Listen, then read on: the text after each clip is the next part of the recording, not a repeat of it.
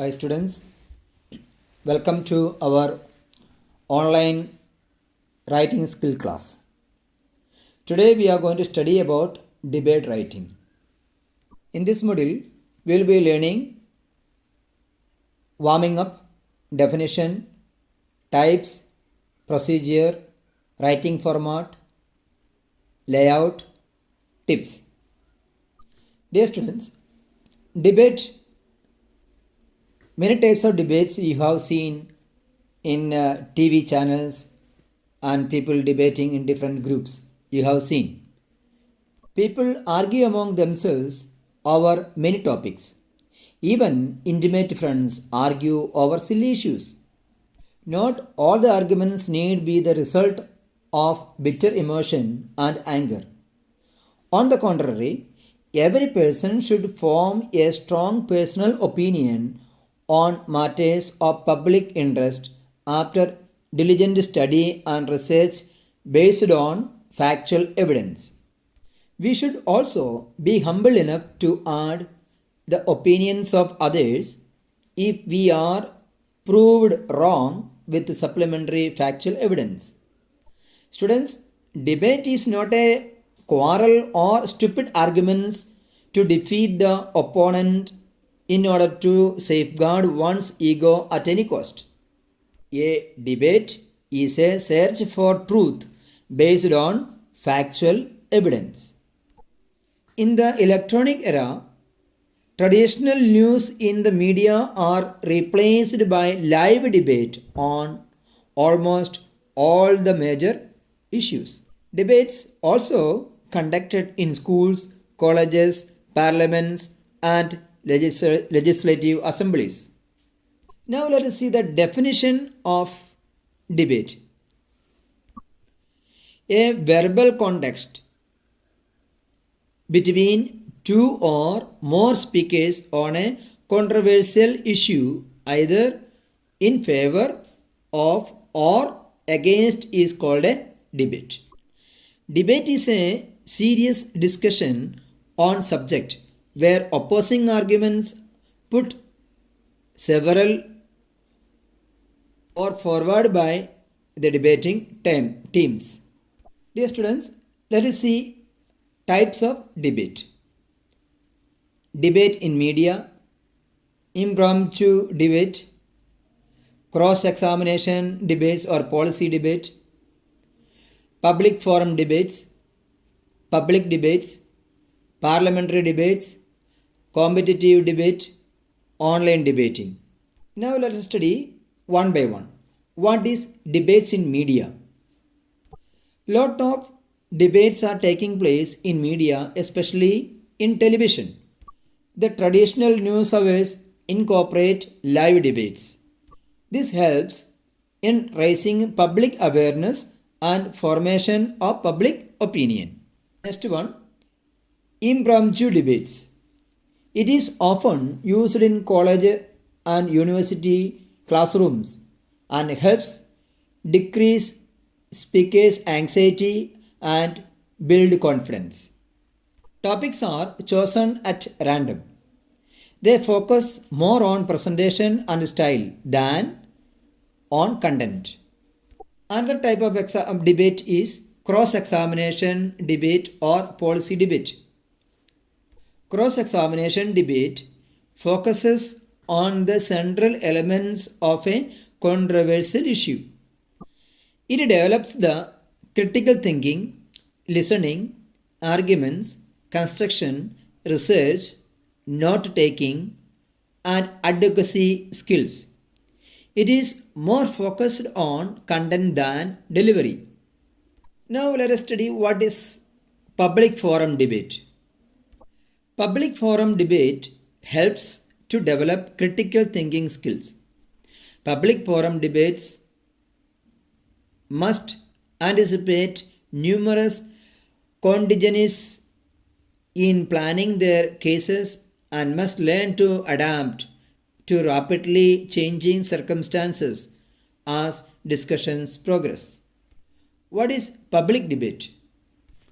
Public debates are not limited to the setting of competitive debate tournaments in which only students take part but operate within a broader context of public participation and embrace different segments of a community.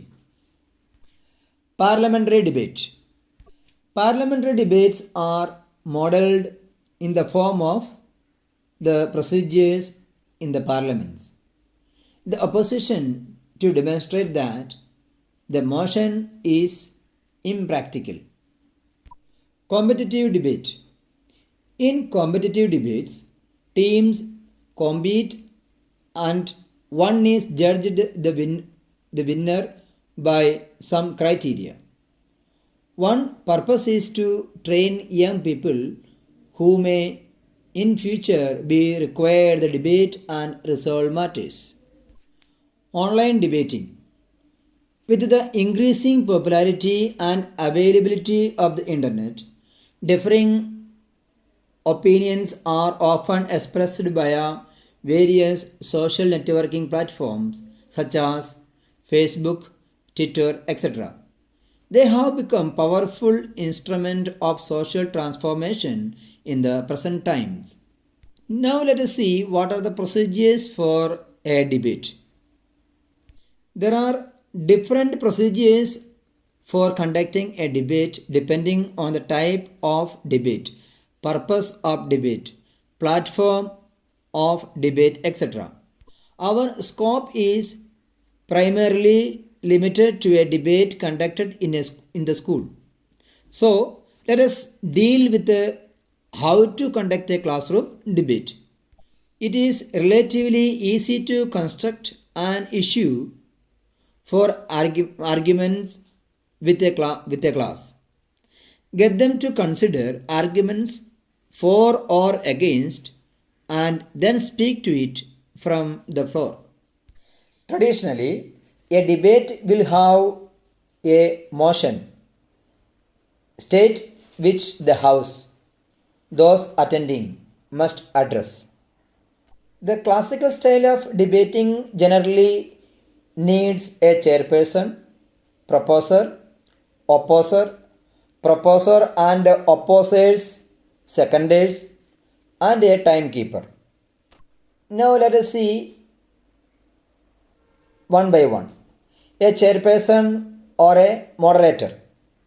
The chairperson of the debate is having the control over the group. So chairperson controls the debate and starting with the proposer, calls alternate sides to speak. The chair also sets out the rules of the debate, the time limits, etc. Now, who is a proposer? So a proposer speaks for the motion, defines it and shows that there is a need for charge. Who is an opposer? An opposer speaks against the motion, often defends the current system or asserts only minor changes are needed. Opposer's seconder. Opposer's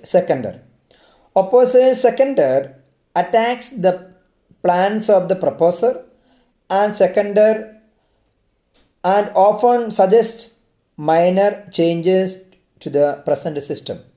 Proposer's seconder. The proposer's seconder supports the proposer's idea and often presents a plan and its benefits. A team for the motion. They will supplement the proposer and seconder with supplementary arguments and facts for the motion. A team against the motion. They will supplement the opposer and his or her seconder with supplementary arguments and facts against the motion. Speakers from the floor. They can express their own views when asked to the chairman. The audience normally do not ask questions to the opposing teams but make points and arguments. Now let us study the sequence of the format or the debate. The sequence of the debate. Different kinds of debates having different formats. Let us examine a general format. However, chairperson can make changes in this format. Chairperson's introduction of motion, speakers and rules. First, affirmative constructive speech. First, negative constructive speech. First, affirmative rebuttal speech. First, negative rebuttal speech. Second, affirmative summary. Second, negative summary. Grant crossfire between the members of both the team. Floor may be open to the audience. Final shots by both the teams. Concluding remarks by the chair. Now, writing a good debate. This is how you can prepare a good debate. Express your opinion in favor or against the topic with a strong conviction. Express your ideas in a coherent manner. Illustrate your position by giving examples. There should be clarity of thoughts. Add here to the word limit. Give a conclusion. Now let us see the layout of a debate. Introduction, address the chair, presentation of arguments, presentation of counter arguments, conclusion. Now let us see one by one the layout of debate. Introduction. Introduce the topic either with a quotation or with a dramatic opening statement. Address the chair. State your position for or against the motion. Speak whether you agree or disagree with the motion. Presentation of arguments. Present your arguments in a sequence. Support your claims with statistics and quotations, etc. Presentation of counter arguments. In case of rebuttal speeches, refer to the speeches of your opponents and tear apart their arguments with a forceful rebuttal and counter arguments. Conclusion. Give your opinion in the concluding paragraph. Make an appeal for change or maintenance of status depending the stand you are taking. The conclusion should be as dramatic as at the beginning. Remember, you have to avoid emotional outburst, sidetracking your opponents unnecessarily. Avoid stating facts with subjectivity. Avoid character assassination and avoid improper language. These are very important to remember in debate. Now students, let's see one sample debate. Okay, I will read the question first, then the answer. Question. The House believes that students should be given freedom to wear civil dresses in the school campuses on working days.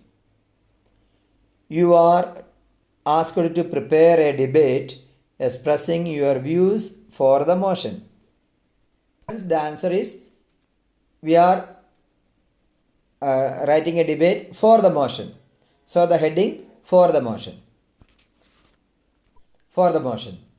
Honorable Chairperson and members of the House, the topic of today's debate is students should be given freedom to wear civil dress in the school campus on working days, and I stand here to express my views for the motion.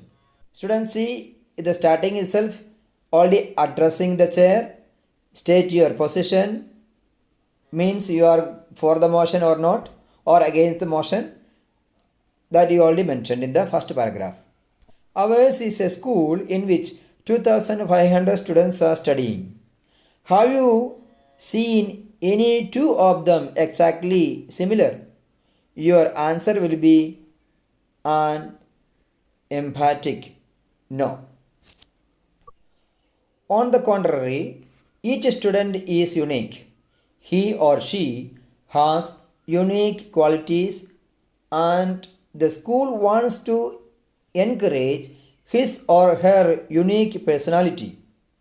Then, what is the use of insisting on in uniformity only on one's clothing? Clothes shows the uniqueness of your personality. In my opinion, students should be able to wear what they would like to wear. Students need to be comfortable and happy so that they may learn and enjoy their learning environment. Frankly speaking, I believe that dress codes do violate your civil rights. Schools telling someone that they are not allowed to wear the clothing you wish to wear with restrictions are in violation of their rights. Moreover, the uniforms in many schools are not suitable for the weather and culture of our country.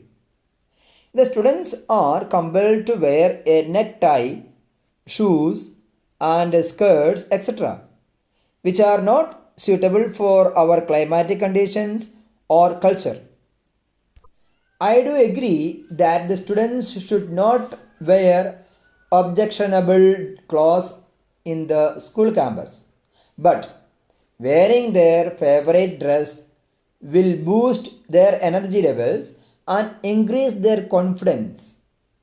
It will help them to perform better and they will become great achievers.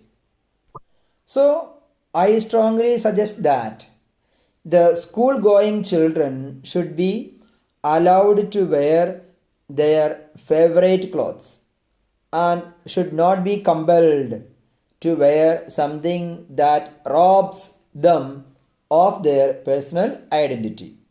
Thank you. So, my dear students, this is a sample debate I am giving you. The some more debates I will send you by WhatsApp in a PDF format. Students, please listen. Some useful expressions which can be used in a debates that I am going to give you below. Okay, just listen very carefully. Some useful expressions. I would like to raise a question. I feel very strongly that my knowledgeable opponent has submitted that. Believe it or not, it may sound strange, but I fail to understand. I would like to draw your attention.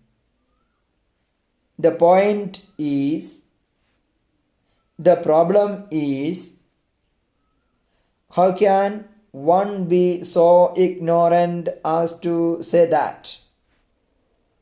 I condemn.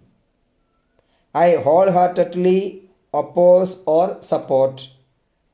I totally disagree with the view, etc. These are the some important expressions that you can use in while you are writing your debates. So thank you very much. We will see soon, and keep safe, keep social distance, and stay safe.